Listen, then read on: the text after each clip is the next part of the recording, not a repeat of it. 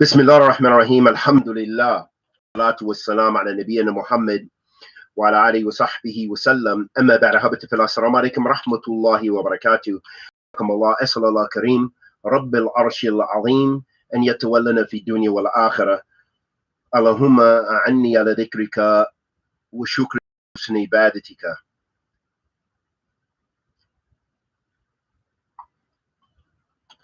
أحبتي في الله, a question was asked, and this is a common question, so I wanted to deal with this as quickly as possible and live, and it's something we've already spoken about before because it occurs so commonly.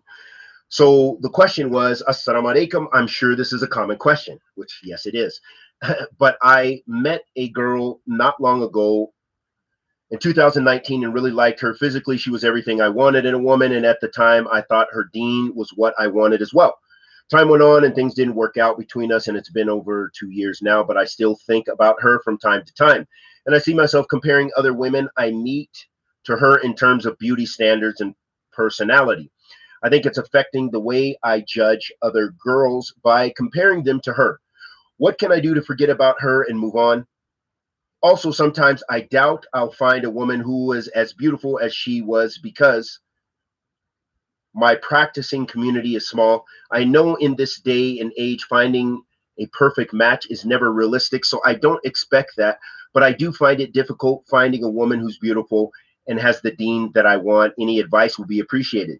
So this is, as the questioner mentioned, that this is a common scenario, and it happens to both men and women, that women, they find a potential suitor and then things don't work out and the brother moves on, or the families intervene and it doesn't work out, whatever the case may be, or from past relationships.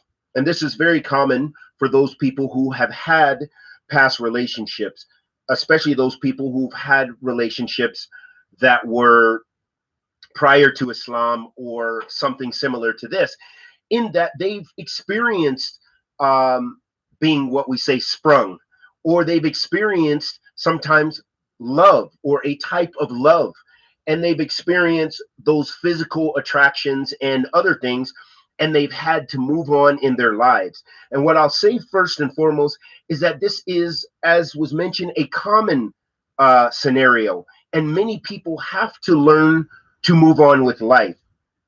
If you don't, this is something that can ail you and drag upon you and weigh down heavy on you and cause you harm in your deen and in your dunya, because some people fail to let go, or they don't have enough time for the healing process for broken relationships. This also happens to people who were divorced, that sometimes the marriage ends in a disastrous way and the husband still has feelings for his ex-wife, or the ex-wife still has feelings for her husband. And then if they haven't let go and they have not had time to heal, this can affect the new relationship and the new marriage, or when they are looking for new suitors, that they cannot find new suitors because their tasawwur, their picture and their image of a relationship and their image of the perfect person or what have you, they're looking in the image of their ex-spouse or the one that they potentially might have had. This can be disastrous. So it's very important to have time to heal from those types of relationships. And we've known of scenarios where sisters have rushed to get married, and it wasn't that they rushed to get, but they were so invested in their past relationship, they were really so attached that in the new marriage they were still communicating with the ex, and it turns out to be disastrous, and it causes the new marriage to break, and perhaps they're not even able to go back to their old relationship as well, and it is disastrous. And we know many stories like this as well. Wallahu musta'an. So it's so important to realize that it's a process. It's a process of healing. It's a process perhaps of being conscious.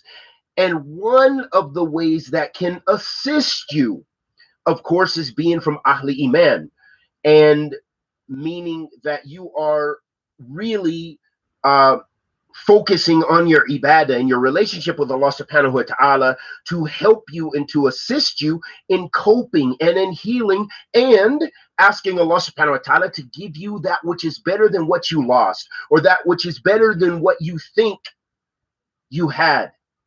And this is perhaps a human nature, a natural trait to have this, to go through this process, that you are missing what you had or missing what you wanted and you didn't get. So it's very important to realize that this is an aspect of life, but you cannot allow that to destroy you. And you have to use your relationship with Allah subhanahu wa ta'ala by turning more to Allah, asking Allah subhanahu wa ta'ala to give you better than what you lost, better than what you think you missed, and more pleasing to you and to Allah. So if, in fact, the woman has a certain type of beauty that you like and you're looking for, and you're having difficult finding that, ask Allah subhanahu wa ta'ala to give you more beautiful than her and more pleasing to you in deen and dunya, and more pleasing to Allah subhanahu wa ta'ala. Because this is easy for Allah Azza wa Jal. You don't need, maybe you don't need more than one wife. You just need the one that's going to suffice you.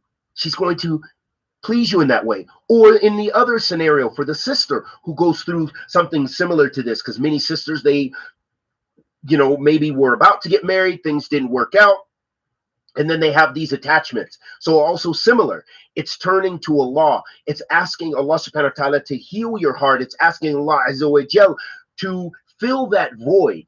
And it's a natural void, but do not allow that to destroy your deen or destroy your dunya. So it's putting everything in perspective, because when we look at the reality of the hereafter and you keep that in front of you, then that's going to also help you to overcome those emotions, because most of that is your feelings, it's your inclination, it's your desires, and it's your emotions. Yes, we all have that. We have that need to be loved, and we have that need for affection. We have that need to give affection, hopefully, and all of those things. But we have to put it in perspective of the akhirah. If you fill your heart with more love for Allah subhanahu wa ta'ala, and fill your heart with more talab al-ilm, because talab al-ilm, talab al-jannah, seeking knowledge is seeking paradise. So the more you fill your heart with that love for ilm, this is going to at least help you to cope, help you to deal with the pain and get over that, because you need something to help you remove yourself from just your pure emotions, because most of the time that's emotions and feelings and attachments. It's not necessarily from your intellect that's governing you, nor the important aspects of your deen. So it's very important to try to do those things to heal yourself. Some other ways of healing yourself and to beginning to cope with those losses or the feeling of loss is by filling the void with also other activities that you enjoy, that are halal and mubah and are good. And as we said, talab al-ilm, this is also maybe mustahab. This is recommended. This is something you're going to get reward for. But say if there's other activities that you enjoy to help fill the void that are permissible. Maybe you are into archery. Maybe you're into martial arts. Maybe you're into skiing. Maybe you're into skateboarding. Maybe you're into nice cars and driving nice cars and fixing up cars. Whatever the case may be, you need some sort of activities to help you to distract, permissible activities to help you also to not busy your heart with that. Nothing necessarily fills that void unless you have that strength in iman, that quwwat iman.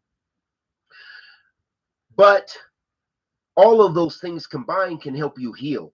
A last thing I want to mention, because we've all been through this in various forms, which brings to our experience, is that husn suhbah, good righteous companionship, also is something that helps you heal.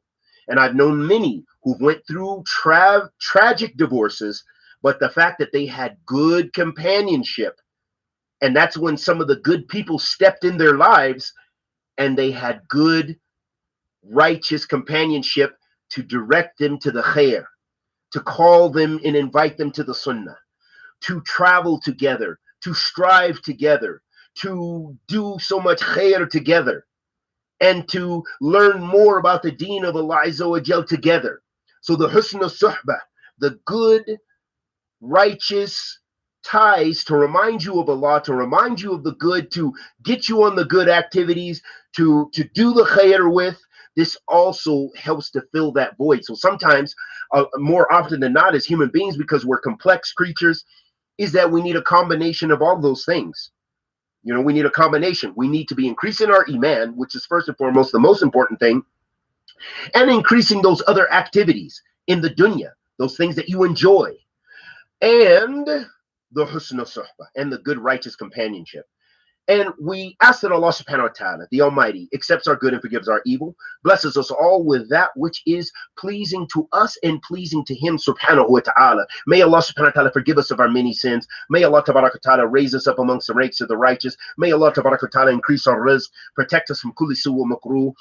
Allahumma anna ala dhikrika wa shukrika wa husni ibadatika. May Allah tabarak wa ta'ala bless us with ikhlas, with that, and forgive us of our many, many shortcomings. Wa sallallahu wa sallam ala nabiyyina Muhammad wa ala alihi wa sahbihi wa sallam.